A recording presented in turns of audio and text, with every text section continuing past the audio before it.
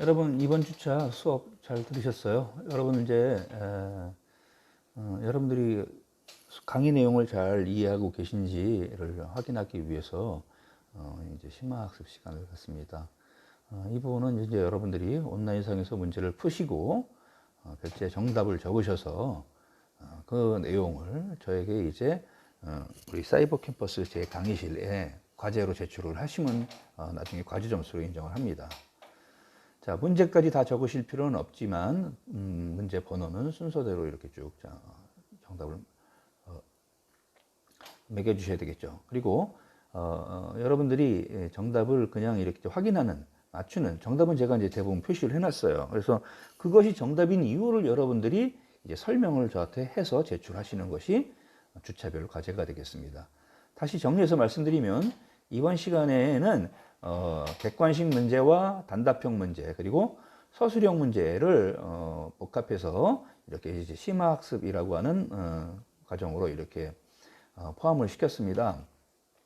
그러니까 객관식 문제 같은 경우에 또 일부 단답형 문제 같은 경우에는 제가 이미 정답을 여러분들에게 제시를 해드렸어요.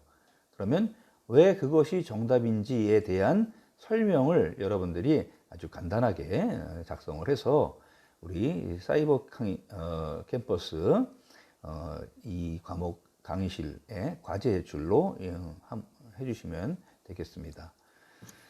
자, 그러면 문제 한번 살펴볼까요?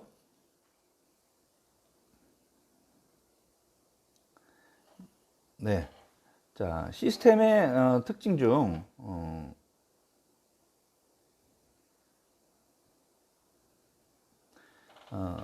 정의된 기능을 오류 없이 정확하게 발휘할 수 있도록 규정되어 있는 규칙이나 한계 또는 이런 어떤 궤도 이탈 같은 것을 인식하고 정확하게 수정한다는 그런 과정을 우리가 뭐라고 하느냐 이렇게 물어봤죠.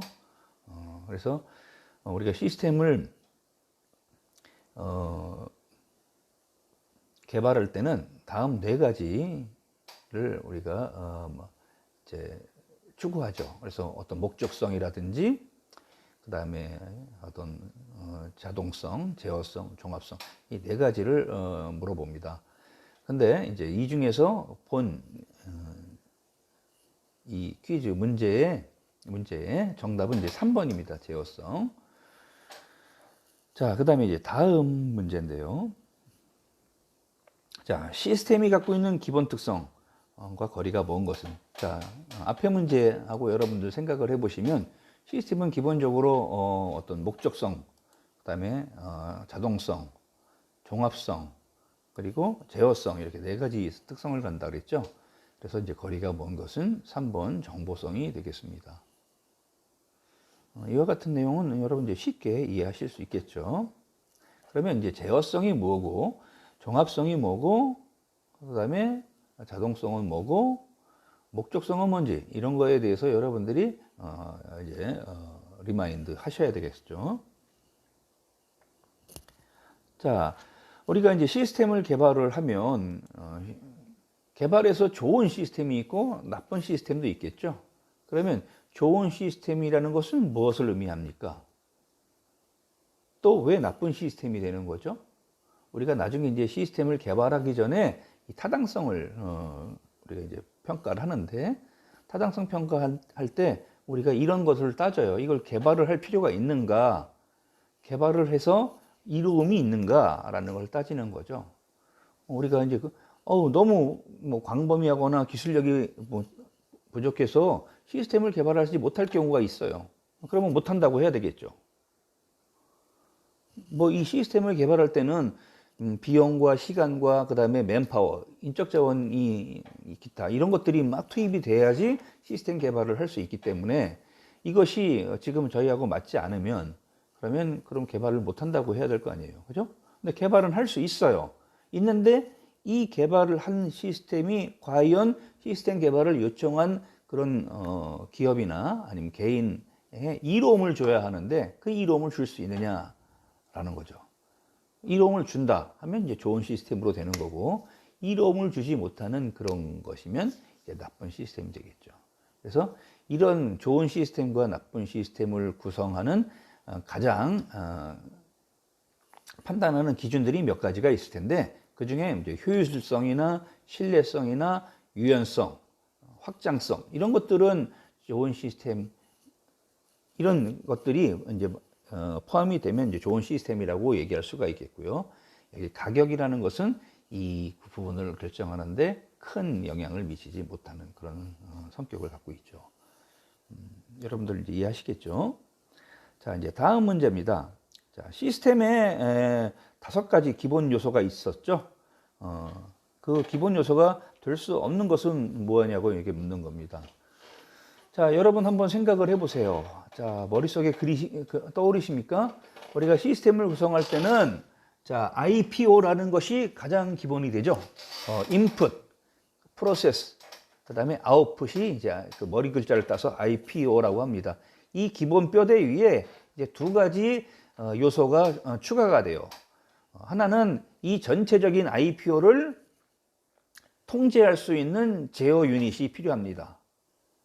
그리고 이제 입력이 들어가서 처리하는 시스템을 통과해서 결과를 얻어냈는데 이 결과가 마음에 안 들어요. 그러면 내가 목표로 했던 결과를 얻기 위해서 여기 산출됐던 그 결과를 다시 입력으로 되돌려서 입력에 포함시켜서 이렇게 시스템에 제공하는 이런 피드백이라고 하는, 우리가 이제 환원이라고도 하고 이런 되먹임이라고도 하죠. 이런 피드백이라고 하는 그 요소가 포함돼서 이렇게 전부 5가지 요소가 있는 거예요. 자, 그렇다면 여기서 요소가 5가지 기본 요소가 될 수 없는 것은 뭡니까? 그렇죠. 수리죠. 수리, 리페어.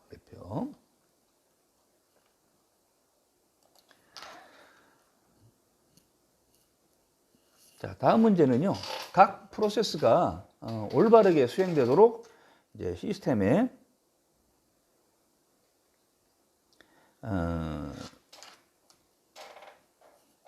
기본 요소를 감독하는 그런 유닛이 뭐냐 하는 거죠.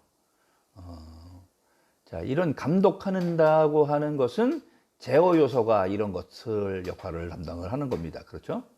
그래서 여러분들이 이 제어 요소에 대해서 다시 한번 그 기능을, 역할을 여러분들이 이해하실 수 있는 그런 문항을 제시를 했어요. 자, 이번 문제는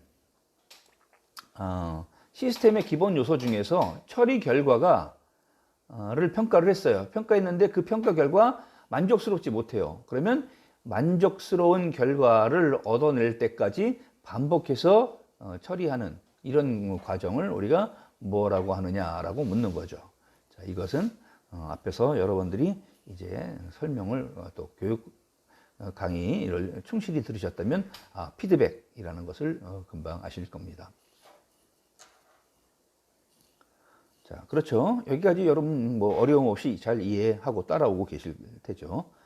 자, 이제 다음 문제입니다. 다음 문제는 우리가 이제 프로토타입이라고 하는 이제 방식이 있어요. 방법론이 여러 가지가 있죠. 소프트웨어 개발 생명주기 모델을 할 때는 기본적으로 구조적인 모델, 그 다음에 이제 객체지향적인 모델, 그 다음에 에이자일 같은 것을 이제 이 3가지를 대표적으로 얘기하는데, 이 첫 번째, 이 구조적인 모델에는 예를 들면 뭐 퍼포스하고 그 다음에 프로토타입 이런 게 있을 수 있겠죠. 그 다음에 뒤에 에이자일 같은 경우에는 이제 나선형 모델 같은 것들도 이제 거기에 포함되겠고요. 자, 그래서 이런 프로토타입이라는 건 시제품이에요. 시제품을 만들어서 그 단계별로 항상 시제품을 만들어서 그 시제품을 직접 요구자, 일단 고객에게 점검을 받아가면서 고객의 어떤 요구사항, 만족도 같은 것을 반영을 시키려고 이제 이 프로토타입을 하는 겁니다. 그랬을 때 올바른 것은 뭐냐면 이제 2번이라고 얘기할 수가 있겠죠. 프로토타입을 사용자와 관리자에게 보여줘서 그 가능성이나 유용성을 보여줄 수 있다라는 겁니다.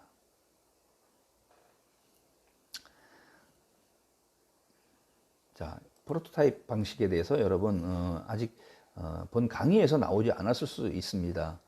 그럴 경우에는 이제 이걸 예습으로 생각하시면 되겠죠. 뒤에서 반드시 나오는 문제이기 때문에. 자, 이제 이것은 약간의 시간을 들이면 여러분들이 이제 고민하고 정리해서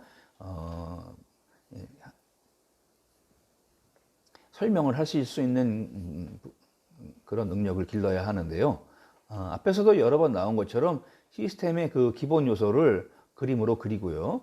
각 요소에 대해서 설명하는 겁니다. 그러면 이제 입력 요소, 그 다음에 처리 요소, 출력 요소, 그 다음에 제어 요소, 그 다음에 피드백 요소, 이것에 대해서 여러분들이 그림으로 그리고 각 요소가 어떤 역할을 수행한다라는 것을 이제 레포트로 이제 여러분들이 제출을 하셔야 되겠죠. 그림을 그리기 어려우실 수가 있어요. 그죠? 여러분 컴퓨터로 작업을 하다 보면 그림으로 그리기는 어려우실 수 있는데, 이제 간단한 이런 블록도 같은 형식으로 작성을 하셔서 한번 최대한 표현을 해보세요.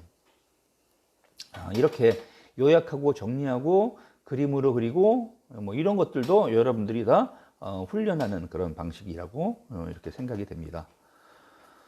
자, 이제 시간을 좀 드릴게요. 여러분 이제 그리고 설명하시는 시간을 좀 드리겠습니다.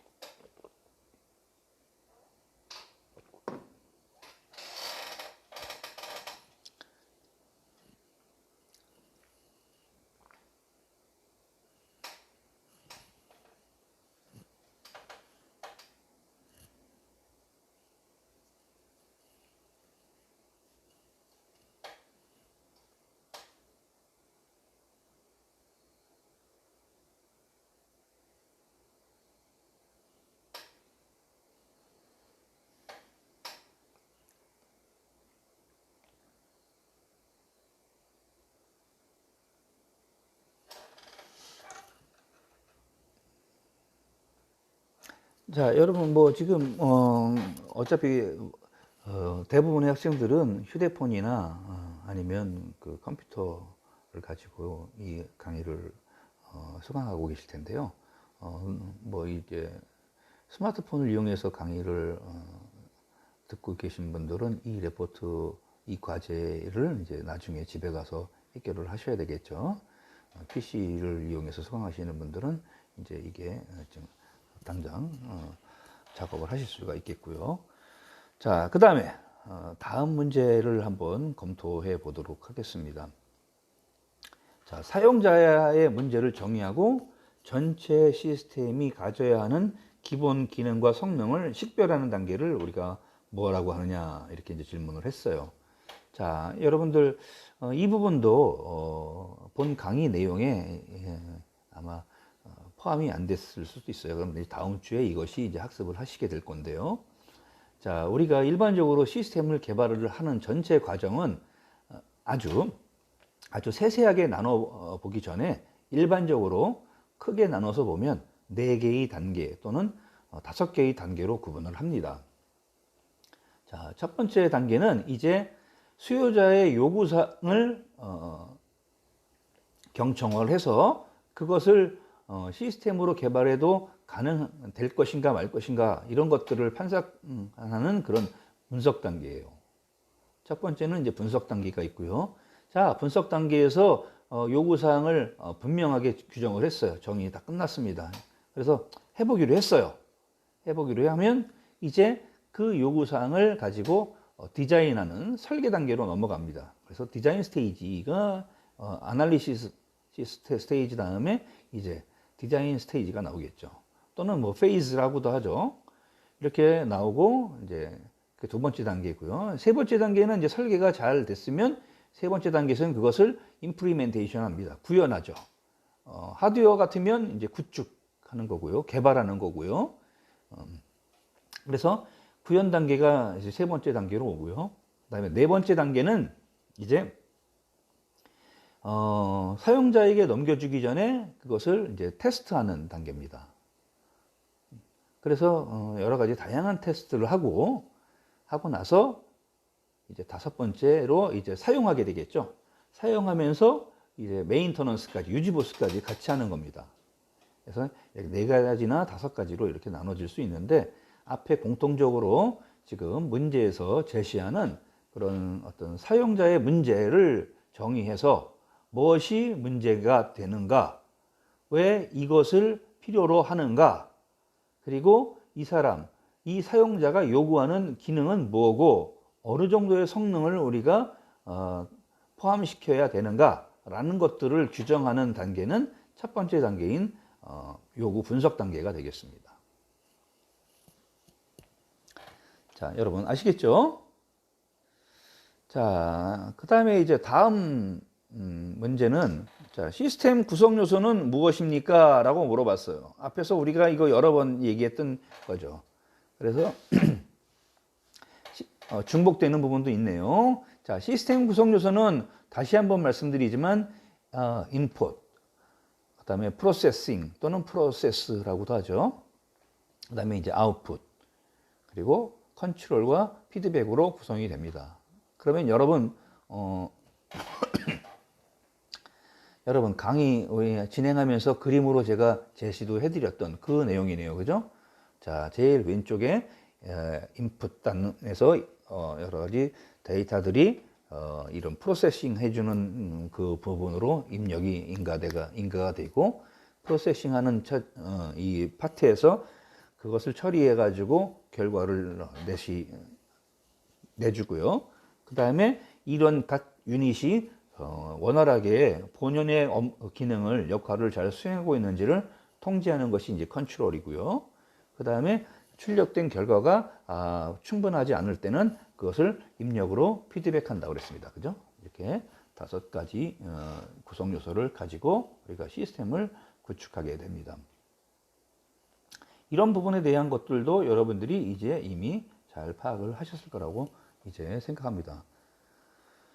자, 그러면 이제 다음 우리가 생각해 봐야 할 이슈는, 그럼 이런 시스템을 개발할 때 개발자도 있어야 되지만 일단 요구하는 이런 수요자, 고객이나 아니면 기업의 요구사항이나 이런 것들을 잘 분석을 해서 그것을 뒷단에 있는 설계자나 또는 개발자들에게 전달할 수 있는, 설명할 수 있는 그런 역할이 굉장히 중요하잖아요. 그죠?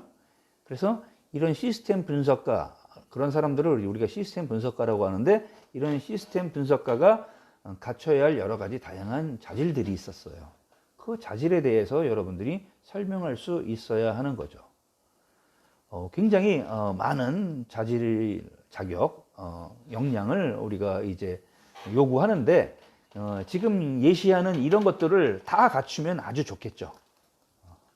그런데 어떤 역량은 충분하고 어떤 역량은 좀 부족하다면 나중에라도 그 부족한 역량을 보완을 해야 되겠죠. 자, 그러면 어떤 역량이 필요하냐면 항상 어떤 문제를 보는 관점을 새로운 관점에서 보려고 노력하는 그런 창조적인 그런 능력을 갖고 있는 사람이어야 되겠고요. 그 다음에 우리에게 할당된 시간을 잘 지키고, 그 다음에 계획대로 잘 돌아갈 수 있도록 이렇게 잘 짜임새 있게 할 수 있는 그런 능력을 갖고 있는 사람이고요. 그 다음에 컴퓨터를 잘 조작할 수 있고, 컴퓨터에 설치되어 있는 프로그램, 소프트웨어들도 잘 다룰 수 있는 사람이면 좋겠죠. 그리고 이제 어떤 사용자 또는 고객의 그 사용 환경이라든지 이런 것들에 대해서 폭넓은 이해를 갖고 있는, 쉽게 이해할 수 있는 그런 능력을 갖고 있으면 아주 좋습니다. 그리고 개발을 위해 필요한 여러 가지 다양한 요구사항에 대한 이해도 이해력이 높으면 좋겠다라는 겁니다. 이런 능력을 갖춘 그런 시스템 분석가로 여러분들도 성장을 하셨으면 좋겠습니다. 자, 그렇다면 이런 시스템 분석가가 시스템을 분석할 때 여러 가지 다양한 분석 기술을 우리가 활용을 하게 됩니다. 그럴 때 이 시스템 분석 기술 여러 가지가 있는데 그 중에 세 가지 죄송합니다.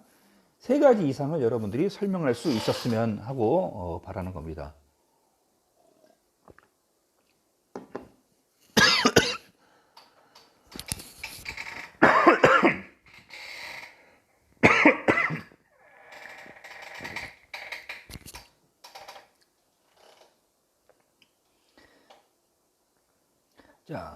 시스템을 분석하는 기술을 적용을 할 때 아주 효율성이 좀 더 좋았으면 좋겠고, 그 다음에 그 어떤 이익을 최대화할 수 있어야 되겠고요.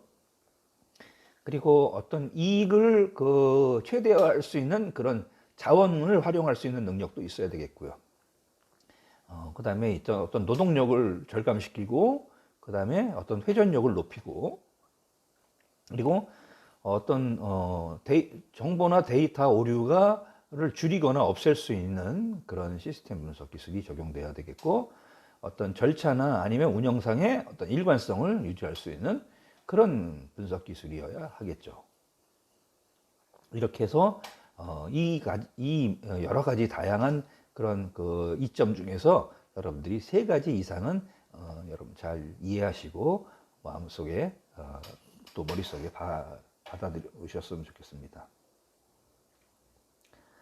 자, 그 다음에 이제 마지막 건 아니고요. 자, 우리가 시스템을 이제 분석하는 방법이 여러 가지가 있습니다. 그래서 그 중에서도 구조적 분석 방법, 이 스트럭처드 애널리시스라고 하는 이 구조적 분석 방법에서 실제로 시스템을 구축하는 단계를 우리가 뭐라고 하느냐 하는 거죠.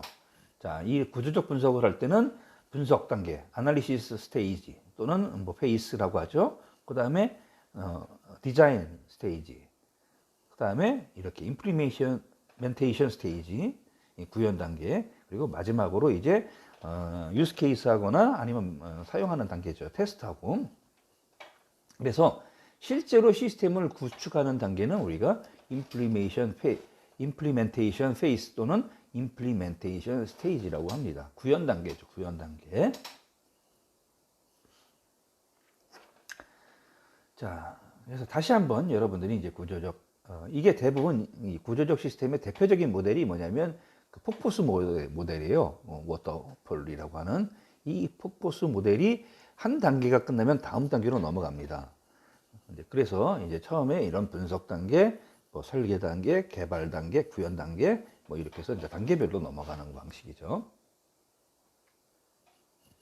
자, 그리고 이제 마지막인데 우리가 특정한 관점에서 현실 세계를 표현하는 것을 우리가 뭐라고 하느냐 하는 거죠. 자, 여러분, 이걸 뭐라고 하죠? 네, 그렇습니다. 모델이라고 하죠. 그래서 이렇게 모델을 만드는 과정은 이제 모델링입니다. 그죠? 이렇게 해서 모델은 어떤 방법론에 의해서 그 방법을 따라서 그 방법에 수행하는 절차에 따라서 이제 모델이 만들어지죠. 자, 이렇게 해서 여러분 C마스까지 모두 마쳤습니다. 여러분 유익한 시간이 되셨는지 모르겠습니다. 자, 다음 강의 좀 더 흥미진진하게 이렇게 구성을 해서 여러분들과 만나도록 하겠습니다. 여러분 수고하셨습니다.